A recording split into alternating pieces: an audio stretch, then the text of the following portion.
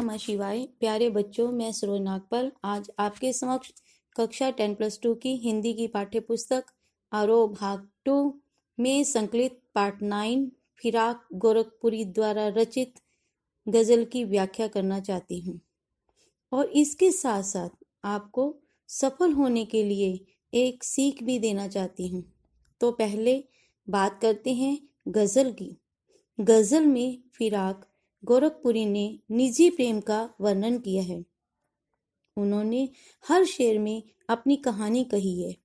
उनकी गजल में दर्द भी है और मीर की गजलों का प्रभाव भी साफ दिखाई देता है। तो शायर फिराक गोरखपुरी ने फरमाया है कि नौरस गूंचे पंखड़ियों की नाजुक गिरह खोले है। शायर कहता है कि बसंत ऋतु में नए रस से भरी कलियों की कोमल पंखड़ियों की गांठें खुल रही हैं। मतलब कलियां खिलकर फूल बन गई हैं। उनमें उत्पन्न हुई सुगंध को देखकर ऐसा प्रतीत होता है कि मानो या उड़ जाने को रंगो बू गुलशन में पर खोले हैं। रंग और सुगंध दोनों आकाश में उड़ जाने के लिए पंख फड़फड़ा रहे हैं। तारे आंखें झपकावे हैं, जर्रा जर्रा सोए है। शायर कहता है कि रात ढल रही है, तारे भी आंखें झपकाकर मानो सोना चाहते हैं। इस समय सृष्टि का कन कन सो रहा है। सारा वातावरण शांत है। तुम भी सुनो हो यारो, शब में सन्नाटे कुछ बोले हैं। कवि कहता है कि शांत वातावरण मुझे मेरे प्रिय की याद दिला रहा है। हे मेरे मित्रों, तुम भी जरा ध्यान लगाकर सुनो कि रात का ये सन्नाटा मेरे साथ कुछ बोल रहा है। भाव ये है कि रात का सन्नाटा उसी के साथ बात करता है जिसके दिल में प्रेम की पीड़ा होती है। हम हो या किस्मत हो हमारी, दोनों को एक ही काम मिला। शायर कहता है कि संसार में मेरी किस्मत और मैं खुद एक जैसे हैं। हम दोनों एक ही काम करते हैं। किस्मत हमको रोले हुए है, हम किस्मत को रोले हैं। बहुत ज्यादा दुखी होने के कारण मैं अपनी किस्मत को दोषी मानता हूँ और इसलिए किस्मत पर रोता हूँ। किस्मत मेरी दशा को देखकर रोती है। भाव ये है कि शायर घोर निराशा का शिकार बना हुआ है और स्वयं को कोसता रहता है। जो मुझको बदनाम करे हैं, काश वे इतना सोच सकें। शायर कहता है कि संसार में कुछ लोग उसे बदनाम करना चाहते हैं। ऐसे निंदकों के लिए कवि कामना करता है कि काश वे निंदक ये सोच पाते कि मेरा पर्दा खोले हैं या अपना पर्दा खोले हैं। शायर कहता है कि वह मेरी जो बुराइयां संसार के आगे कर रहे हैं, अर्थात मेरा जो राज बता रहे हैं, मेरा पर्दाफाश कर रहे हैं, या वो अपने ही राज खोल रहे हैं, वे खुद अपनी कमियां उजागर कर रहे हैं। भाव ये है कि दूसरों की निंदा करने वाले अपनी ही कमजोरी को प्रकट करते हैं। निंदा करने वाले को संसार बुरा ही कहता है। जिसकी वे निंदा करते हैं उसे लोग अच्छी तरह से जानते हैं। यदि हम किसी की निंदा करते हैं तो हमारी अपनी बुराई प्रकट होती है। ये कीमत भी अदा करें हैं हम, बदो रुस्ती ए होशो हवास।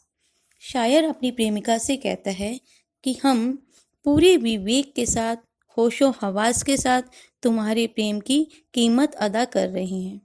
तेरा सौदा करने वाले दीवाना भी हो ले हैं। शायर कहता है कि जो व्यक्ति प्रेम में डूब जाता है और प्रेम का सौदा करता है, वह दीवाना सा हो जाता है। भाव ये है कि भले ही वह प्रेमिका के प्रेम में पागल है, लेकिन अभी तक उसने अपना विवेक नहीं खोया। तेरे गम का पासे अदब है, कुछ दुनिया का ख्याल है। शायर अपनी प्रेमिका से कहता है कि मुझे तेरे दुखों का पूरा ध्यान है। मैं तुम्हारी पीड़ा का सम्मान भी करता हूँ, परंतु इसके साथ साथ मुझे दुनियादारी की भी चिंता है, क्योंकि यदि मैं हर जगह तुम्हारे लिए दुख को सबके सामने गाता रहूंगा तो दुनिया हमारे प्यार को बदनाम कर देगी। सबसे छिपा के दर्द के मारे चुपके चुपके रोले हैं। शायर कहता है कि मैं इस दर्द को अपने दिल में छिपा लेता हूँ और चुपचाप अकेले में रो लेता हूँ। भाव ये है कि शायर अपना दुख संसार के सामने प्रकट नहीं करना चाहता। फितरत का कायम है तवाजुन आलमी हुस्नो इश्क में भी। बच्चों, आप तो जानते ही हैं कि ये उर्दू भाषा की शायरी है, तो मैं आपको शब्दों के अर्थ समझा देती हूँ जिससे आपको समझने में आसानी हो। फितरत का अर्थ है स्वभाव, कायम का अर्थ है बना हुआ, तवाजुन का अर्थ है संतुलन, आलमी हुस्नो इश्क का अर्थ है प्रेम और सौंदर्य का संसार। इसमें शायर कहता है कि प्रेम और सौंदर्य के संसार में संतुलन बना हुआ है। इस क्षेत्र में लेन देन का संतुलन भी हमेशा बना रहता है। उसको उतना ही पाते हैं खुद को जितना खोले हैं। शायर कहता है कि इसमें हम उतना ही प्रेम पा सकते हैं जितना हम स्वयं खोते हैं, अर्थात जो प्रेमी प्रेम में स्वयं को जितना समर्पित कर देता है वह उतना ही अधिक प्रेम प्राप्त करता है। दूसरे शब्दों में प्रेम में पहले स्वयं को मिटाना पड़ता है। आबो ताब अशियार न पूछो, तुम भी आंखें रखो हो। आबो ताब अशियार का अर्थ है चमक दमक के साथ। आंख रखना का अर्थ है देखने में समर्थ होना। शायर कहता है कि तुम्हें मेरी शायरी में जो चमक दमक दिखाई देती है उस पर फिदा ना हो जाओ। मेरी शायरी का सौंदर्य ना तो बनावटी है ना ही सजावटी। जो लोग मेरे शेरों को अच्छी प्रकार से जानते हैं उन्हें इस बात का पता है कि ये जगमग बैंतों की दमक है या हम मोती रोले हैं। बैंत का अर्थ होता है शेर, दमक का अर्थ है चमक, मोती रोले का अर्थ है आंसू बहाए।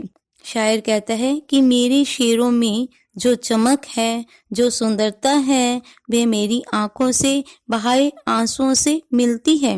भाव ये है कि मैंने अपनी प्रेमिका के वियोग में जो आंसू बहाए हैं उन्हीं के कारण मेरी कविता में चमक उत्पन्न हुई है। ऐसे में तू याद आए है अंजुमने मय में रिंदों को। अंजुमने मय का अर्थ है शराब की महफिल, रिंदों का अर्थ है शराबियों को।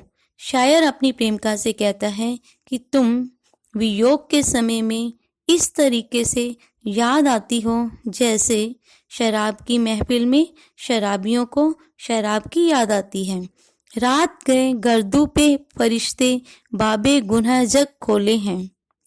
गर्दू का अर्थ है आकाश, फरिश्ता का अर्थ होता है देवता, बाबे गुनाह का अर्थ है पाप का अध्याय, जग का अर्थ है संसार। शायर कहता है ठीक उसी प्रकार जिस प्रकार रात को आकाश में देवता संसार के पापों का लेखा जोखा कर रहे होते हैं और यह देखने का प्रयास करते हैं कि किस व्यक्ति ने कितने अधिक पाप किए। इसका अर्थ ये है कि आधी रात के समय देवदूत आकाश में संसार के पापों का अध्याय खोलते हैं। सदके फिराक एजाजे सुखन के कैसे उड़ा ली ये आवाज। सदके का अर्थ है कुर्बान होना या न्योछावर होना। एजाजे सुखन का अर्थ है बेहतरीन। काबे यानी काबे का सौंदर्य।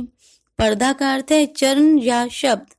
फिराक शायर की शायरी पर लोग असक्त होकर कहते हैं कि फिराक तुमने इतनी अच्छी शायरी कहाँ से सीखी, इतनी सुंदर आवाज तुमने कहाँ से प्राप्त की, हम तुम्हारी आवाज पर कुर्बान जाते हैं।